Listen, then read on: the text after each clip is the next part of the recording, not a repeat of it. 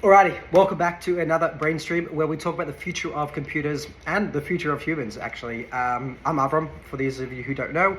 I've worked in the augmented reality and spatial computing, I guess you can say space, for over a decade, where I was the lead designer in reimagining what the interface of the computer would look like. And for over a decade, I've been dreaming about the future interface, how we're going to work with computers, what future humans will look like. So these Brainstreams are just 10 minutes of just any conversations, everything like that. I actually had a conversation today about someone who wants to build something in the aged care space, but more like healthcare and stuff like that, geared towards older people. But surprising what you can do to make something improve the lives like tremendously for older people, but could also do it for everyone. So it was quite an interesting conversation.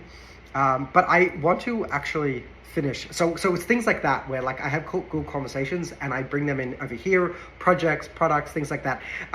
But I'll talk about that another day because I want to continue on with this idea of the operating system. And it's something that I've been working on for over a decade, dreaming about different concepts that I never even got to put into like effect, like layer OS.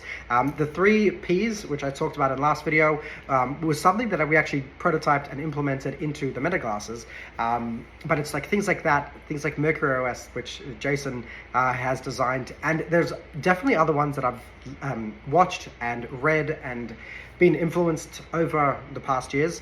And so I am thinking about this idea of like bringing them all together, and especially got spurred on by the work that I've been doing for the past, the month before WWDC, of like imagining AI in the iPhone. And so it's like over here, it's like, okay, to continue these like this for this little fun project. So every like month I'm doing like this little fun project on the side.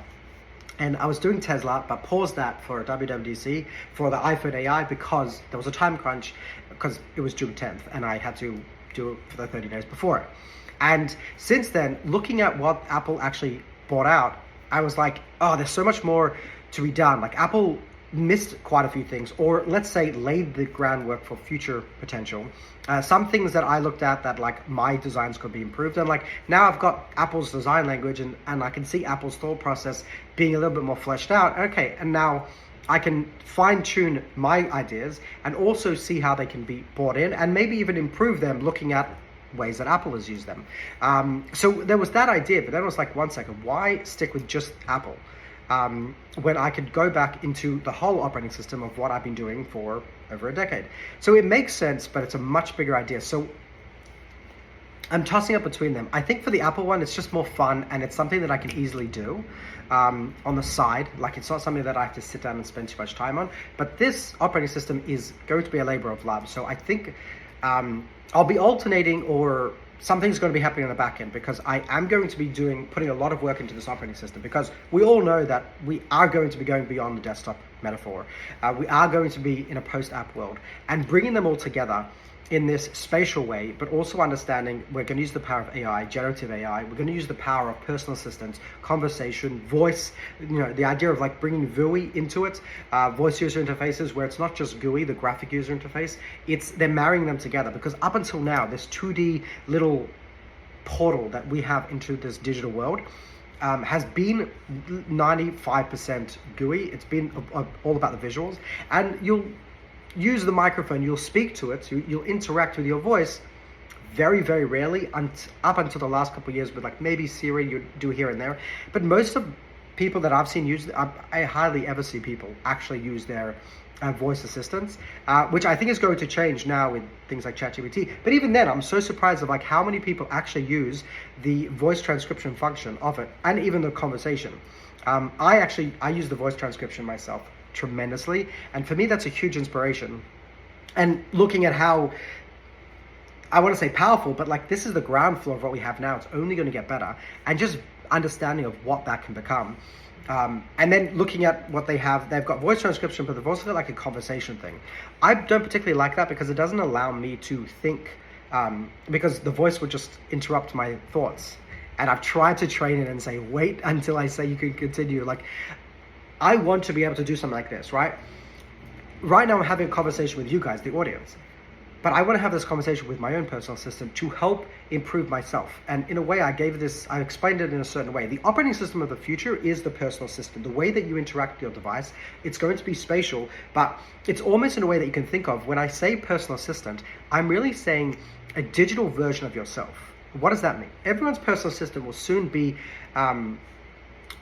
molded in their likes, their dislikes, their personalities, and you've seen that starting with Apple, right? When they tell you that we're going to understand your preferences and the context over here, we're going to serve you up the photos that you want based on it. We're going to understand you, right? That's going to be a very, very big difference. Like ChatGPT is getting memory, but you can't compare the different conversations with an actual personal assistant that not only understands, learns your wants, your desires, your goals, things like that. And when you think of AI having a consciousness, that sounds a little bit scary, but I do not believe that it does. We may come to that point in the future. That's a conversation for another time. But as of now, it doesn't. And to have someone, so literally the way I see it is your operating system will literally be a digital version of you, powered by AI, but also there will be different variants of you that will be trained on basically a professional version of yourself, but a professional. Let me give you an example. Today, in order for you to become I was going to say real estate, but I'm thinking about travel. To become like a, what do they call them? Travel assistant, travel agents. You need to learn a lot, spend a lot of time in the fields. But if you had a travel agent that not only knew everything that there was to know about travel and how to find the best deals and the best accommodation and the best ways of moving around, but understood you, understood your calendar, understood how you like to fly, where you like to fly, and all the different nuances, not as just like little, hash, like tags or something, or filters, but like really understanding how you like to travel and where you like to travel, how you like to meet people, where you like to stay, how you get out, the activities you like, and all those things. You don't need to start a conversation with an AI or something. These are things that are just going to be built in, and they're going to become seamless as it learns from you.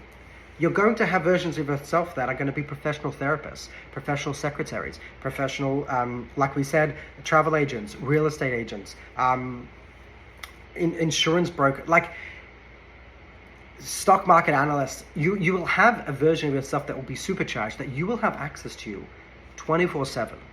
And this is the way that your computer is going to work. And fundamentally, I haven't even gotten to the operating system part of the layer OS, but it's like, you will be having conversations almost, think of it like this, you'll be having conversations with a you 50, 100 years in the future.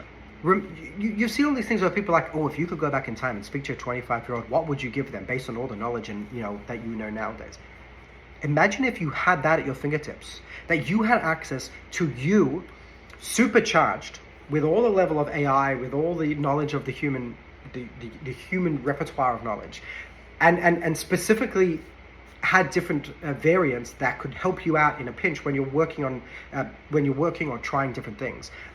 You could have a therapist version of you that is trained with all the latest understandings of how different types of therapists, cognitive therapy, clinical, all these different biases, understandings, but with a very strong understanding of you. So when you're speaking, it's not just necessarily speaking to an other, it's speaking to an other that also understands a big part of you. So when you have that conversation, you add more every single time you speak, but it's one that you don't have to start from scratch. And it has access to all the different podcasts, masterminds that are telling you all these different things, the latest things. Like, you will have access to a supercharged version of you, but like thousands of them. And this is like you in like 200 years. Like, you'll have access to not just knowledge, but the wisdom, how it's applied in that certain circumstances that will help you get those things done. And especially, and that's again, when I come back today's world, think about this. Today, you sit there working on things that you should be delegating to other people.